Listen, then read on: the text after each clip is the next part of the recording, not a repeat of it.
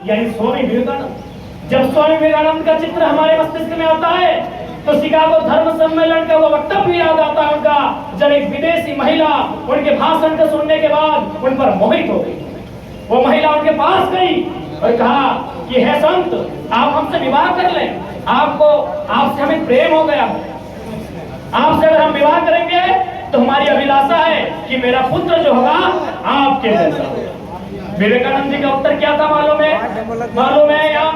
विवेकानंद जी का उत्तर था, हे देवी, आपका सम्मान करते हैं और यदि आप चाहते हैं कि आपको मेरे जैसा पुत्र मिले तो एक काम कीजिए, आप मुझे ही अपना पुत्र स्वीकार कर लीजिए, न मेरे ब्रह्मचर्य का व्रत टूटेगा, न मेरे ब्रह्मचर्य का व्रत टूटेगा और न आपकी अभिलाषा टूटेगी।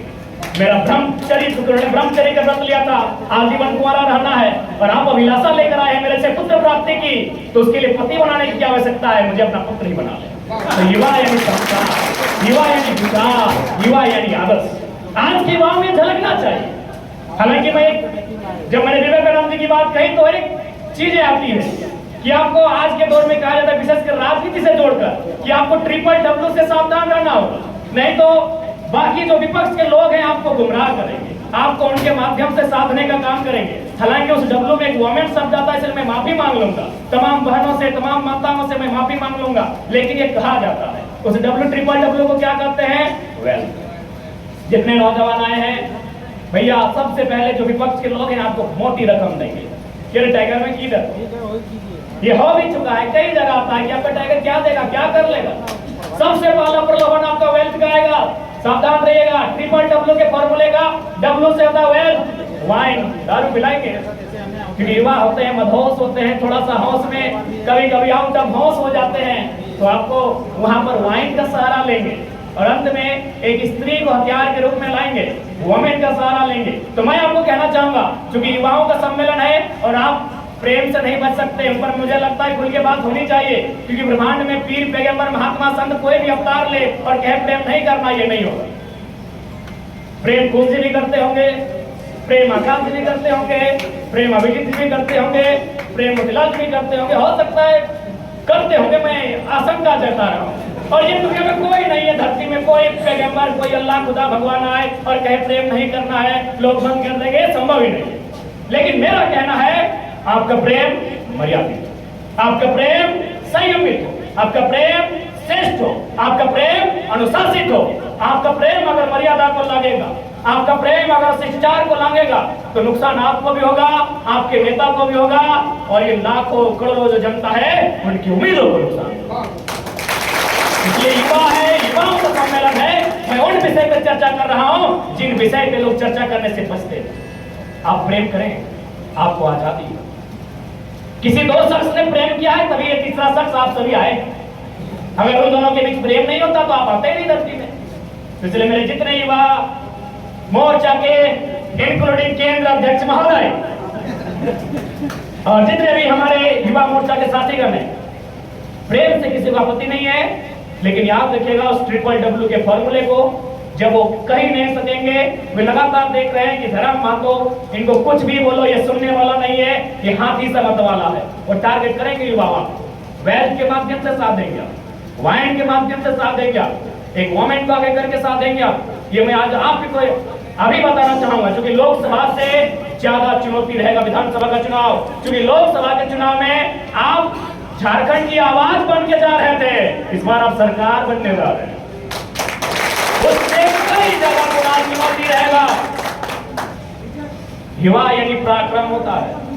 जब युवा का चित्र हमारे ध्यान में आता है तो भगत सिंह याद आते हैं, जब युवा का चित्र हमारे ध्यान में आता है तो अशफाकुल्लाह खान, चंद्रशेखर आजाद याद आते हैं, बिरसा भगवान और शहीद निर्मल महतो याद आते हैं। युवा यानी पराक्रम, युवा यानी शौर्य। इसलिए आज तमाम युवाओं को मेरा संदेश होगा, लेकिन अंततः उस शौर्यता में, उस पराक्रम में आपको अनुशासन के तलहीजों को लाना नहीं होगा। जब बचपन में थे तो हमारे गुरुजी एक बड़ी अच्छी बात कहा करते कि जो युवा होता है ना, युवा एक नदी की धारा की तरह होता है। कौन सी नदी की धारा?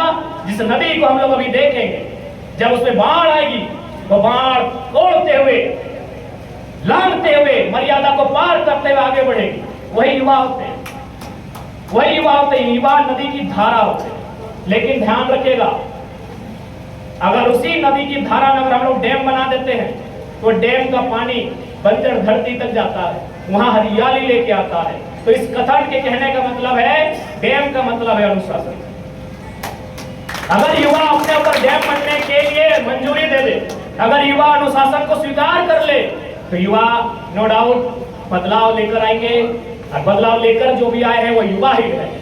और बिल्कुल हर समय स्वीकारना होगा कि आज अगर आपके केंद्रीय अध्यक्ष ने अगर गिरिडीह नहीं, मैं आपको भारत के हिस्ट्री से परिचय करवाता हूं। 1952 से आज तक फर्स्ट अटेम्प्ट, फर्स्ट इलेक्शन, बिना इलेक्शन लड़े, बिना सदन संसाधन के 27.5% वोट किसी ने नहीं लाया। इस लोकसभा के चुनाव में 8000 प्रत्याशियों ने भाग लिया। पूरे भारत देश में 543 लोकसभा की सीटों में 8000 प्रत्याशियों ने भाग लिया। आपको गर्व करना चाहिए कि कोई संसद नहीं, मुखिया नहीं, वार्ड नहीं, जिसने कभी चुनाव लड़ा ही नहीं, वो शख्स फर्स्ट अटेम्प्ट में 3.5 लाख वोट लेकर आया। ये हिस्ट्री है इस बार के चुनाव।